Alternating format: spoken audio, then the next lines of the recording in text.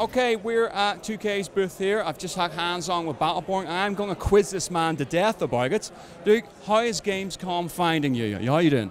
It's been crazy. I mean, honestly, you've seen what we have here. We have 80 stations down on the floor, down in the consumer area, and a massive theater presentation. So it's been totally insane. This place is obviously packed, but it's been good.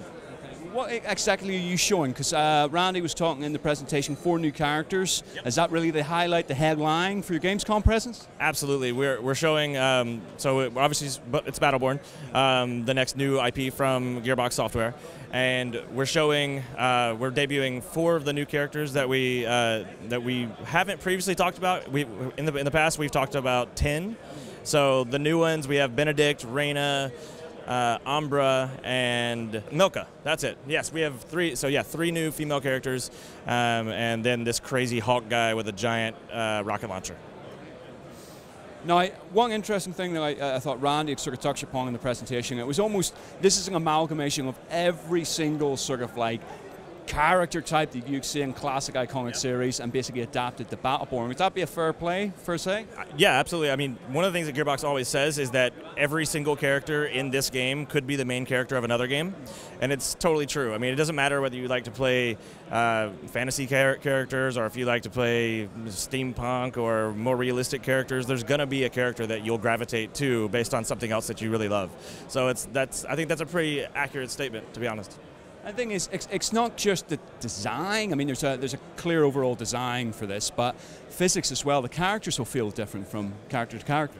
Yeah, so it's funny because in Borderlands, Borderlands 2, I think at the end of that, after all the DLC, we wound up with 6 characters, and they're all pretty unique. I mean, the way they played, and especially when you start getting through the skill trees and everything, and we wanted to crank that up as far as we could possibly do it. And that was 25.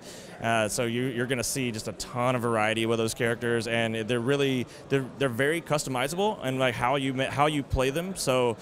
Like I always talk about how Oscar Mike, he's more of like the soldier type character, and he's more of like a run and gun sort of character. So a lot of people play him that way, but I usually will go through and I'll customize him so that he's more of this like stealthy assassin because he has a cloaking ability, and so depending on like what skills you pick as you're leveling up, you can actually change the way he plays completely, and that's the same for all the characters.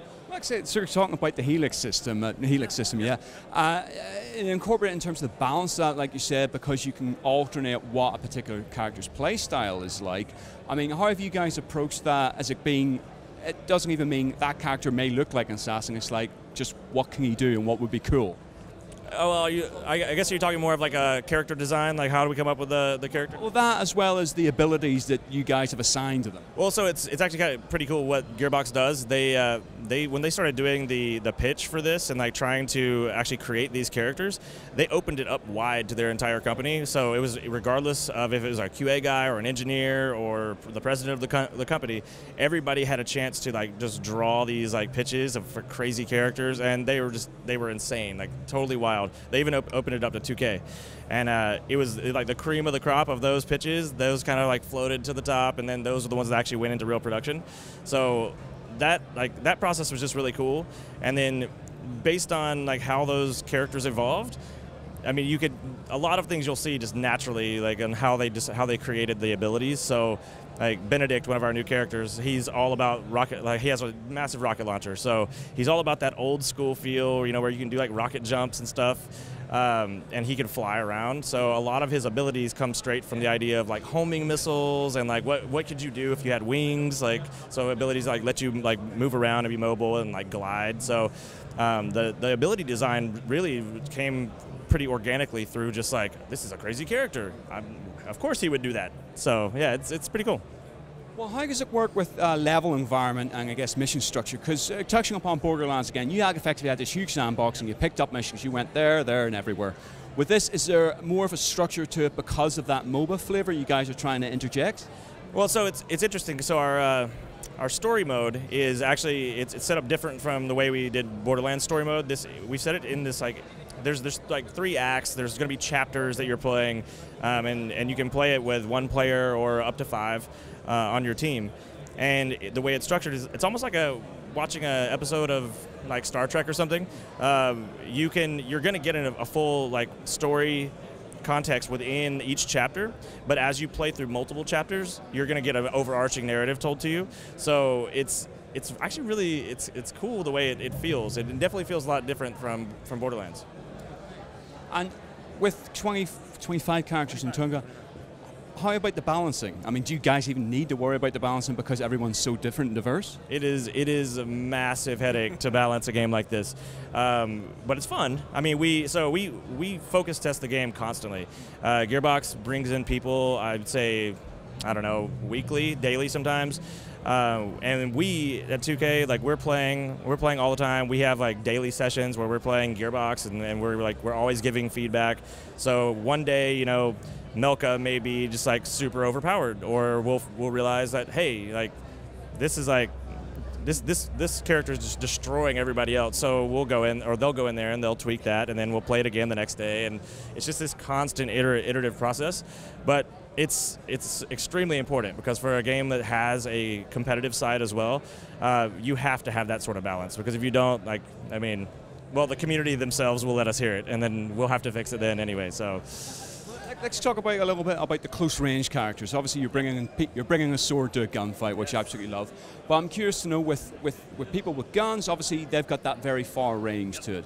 But as a close range character, you're having to really dig in there and get right up in the enemy's faces, and certainly other players to an extent. So, do those characters then become, do their abilities lean more towards defense simply because they might incur a lot more damage? Well, in a lot of cases, and like for the case of Wrath, for instance, his defense is actually a lot lower because he's such a powerful character from just an attacking standpoint. So he's one of those characters, like, you see him coming, and if you can't kill him before he gets to you, he's probably taking you out. So it's like it's almost like this cat and mouse game, like trying to figure out, like, all right, you know, how are you going to take out the really badass melee character? But like Thorgrin, he plays totally different. Thorgrin is also a melee character, but he's slower, he's more tanky, he has a huge shield. So like you would approach each one of those characters completely different, like depending on like how you were trying to take them out. And usually, like in the case of Thorgrin, you're probably going to need more than one person because he can put that shield up and just take a ton of damage. So we sort of talked about co-op, talked about story. Can you talk a little bit more about multiplayer, about how the rollout is? Yeah, well, so we're going to be going into it more in depth soon, but I can tell you that we have three modes and three maps each in the competitive multiplayer. One of the modes rather will be very familiar to like the shooter fan, the people who are really into shooters. It's like a capture and hold style mode, but the flavor of it is like totally crazy because you have all these different characters with weird abilities, so it doesn't feel like a normal capture and hold style mode. And then we have one that's more inspired by MOBAs. So you have AI-controlled minions, and you have bases at each end of the map that you're trying to defend. And then the last mode is actually sort of a hybrid of the two. It's more of a deathmatch, but there's definitely some MOBA aspects to it because it's still got the AI-controlled minions as well. So it's actually a lot of variety, and it's totally insane. Like can you imagine like playing with 10 of those characters all doing ultimates at the same time? And it's crazy. Okay, well, obviously we wrap up Gamescom. What's the roadmap ahead for the next couple of months? What's everyone concentrating on? We're going to be just working our ass off to get this thing out by this winter. You know, we still have a lot of work to do. We're definitely going to be doing a beta at some point, so I would expect us to be announcing dates and all the information on that soon. So definitely stay tuned for the beta because that'll be exciting to get people actually in and playing it and seeing how people actually react. But yeah, we're heads down right now after the trade show rush, and we're gonna get this thing done. Thanks very much indeed for taking the time to talk to us. Appreciate it. Okay, for more on Battleborn, obviously keep it locked to Gamereactor.